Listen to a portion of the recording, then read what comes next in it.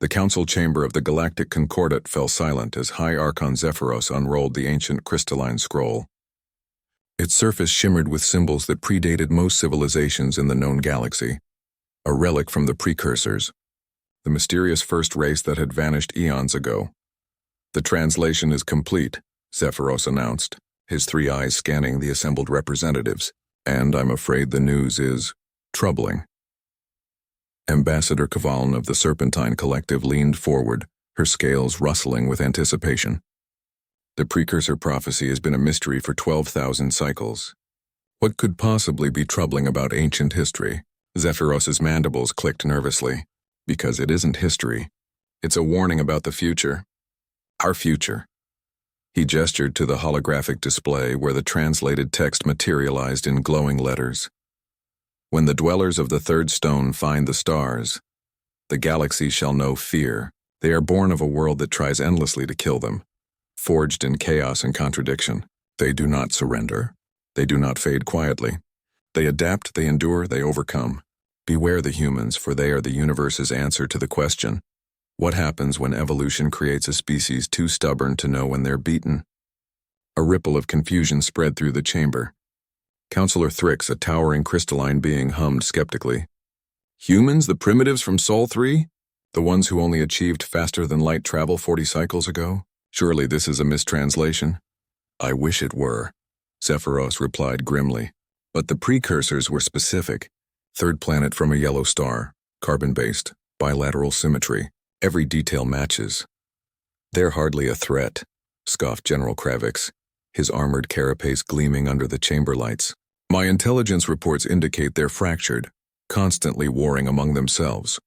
They'll destroy each other long before they become a galactic concern." That's when Ambassador Chen walked into the chamber. The human representative was small compared to most species present, standing barely 2 meters tall in her formal diplomatic attire. Yet something about her steady gait and unwavering gaze made several delegates shift uncomfortably in their seats. "Apologies for my lateness," Chen said calmly, taking her seat. "We were conducting rescue operations. One of our colony ships encountered a solar flare near the Terminus sector." "A solar flare in Terminus?" Kvaln's eyes widened. "That's Class 7 radiation. Nothing survives that," Chen smiled slightly. "The crew did. All 347 of them. They improvised shielding from the cargo bay materials and rode it out. Humans are rather good at improvising." An uneasy silence fell over the chamber. Zephyros cleared his throat and attempted to move past the moment. "Yes, well, let us discuss the trade negotiations." "I couldn't help but notice the precursor scroll," Chen interrupted, her eyes fixed on the crystalline artifact. "My linguistics team has been studying precursor texts. That's a prophecy document, isn't it? May I ask what it says?" The Archon hesitated. Lying to a council member violated protocol, but revealing the prophecy's content seemed equally unwise. Before he could respond, Chen's tablet chimed. She glanced at it and her expression shifted from curious to coldly professional. "I see. Excuse me, Archon, but I'm afraid I must address the council on an urgent matter." She stood, projecting a holographic image into the center of the chamber. 3 hours ago, a Serpentine Collective battle fleet entered human space without authorization and opened fire on our mining station at Kepler 442. Kavaln rose sharply. "That's a lie. We would never—" 47 humans died in the initial attack, Chen continued, her voice level but hard as steel. The station had minimal defenses. The fleet commander apparently believed it would be an easy conquest. Believed? General Kravix caught the past tense. Chen's smile was devoid of warmth. The miners fought back with industrial equipment. They turned plasma cutters into weapons, used ore haulers as battering rams, and reprogrammed their excavation drones into interceptors. The battle lasted 18 minutes. All 12 Serpentine warships were destroyed. We have 17 survivors from their crews who are currently receiving medical treatment aboard our vessels.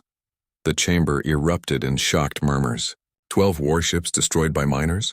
It was impossible. It was insane. It was human. This act of aggression will not stand, Chen declared. However, humanity is willing to resolve this peacefully. We demand formal apologies, reparations for the families of the deceased, and criminal prosecution of whoever authorized this attack. Refuse, and we will consider it an act of war. Kvalin's scales had gone pale. You would go to war with the entire Serpentine Collective over one station? Chen's eyes were hard as diamonds. Ambassador, humanity went to war with itself for centuries over far less. We fought wars over resources, over ideology, over lines drawn on maps. We've nearly destroyed ourselves a dozen times over. Do you know what that taught us? That we're very, very good at war, and unlike most species in this galaxy, we don't surrender when the odds are against us. We don't have a word for acceptable losses in the way you do. Every human life lost makes us more determined, not less. She leaned forward, her voice dropping to something almost conversational, which somehow made it more terrifying. Our planet tried to kill us for millions of years. Ice ages, volcanoes, predators, diseases, asteroids. We survived them all. We thrived. We went from caves to starships in less than 10,000 years. And you know what the secret was? We're too stupid to know when we're supposed to give up. Zephyros looked at the precursor prophecy with new understanding. Too stubborn to know when they're beaten. The Serpentine Collective will comply with all demands, Kavalan said quickly, her earlier arrogance completely evaporated. The attack was unauthorized, and those responsible will face justice. Chen nodded curtly and sat down. Then we have an accord.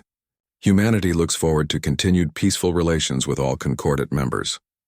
As the council session continued with mundane matters of trade and territory, Zephyros found his gaze returning to the ancient warning. The precursors had seen something in humanity's future, something that had frightened a race advanced beyond comprehension. He watched Ambassador Chen calmly discussing agricultural exports, her demeanor pleasant and diplomatic, and he finally understood. The precursors hadn't feared human weapons or ships or technology. They had feared something far more fundamental. A species that simply refused to lose no matter the cost, no matter the odds. The prophecy wasn't a warning about what humans might do to the galaxy. It was a warning about what the galaxy might unleash if it ever pushed humanity too far. Later that cycle, as delegates filed out of the chamber, General Kravix approached Zephyros. Do you think the prophecy is accurate, High Archon? Zephyros looked at the precursor scroll one final time before sealing it away. I think, General, that we should be very grateful the humans seem to like us, and very, very careful to keep it that way. In the empty chamber, the ancient warning pulsed with a faint, knowing light, its message finally understood by those wise enough to heed it.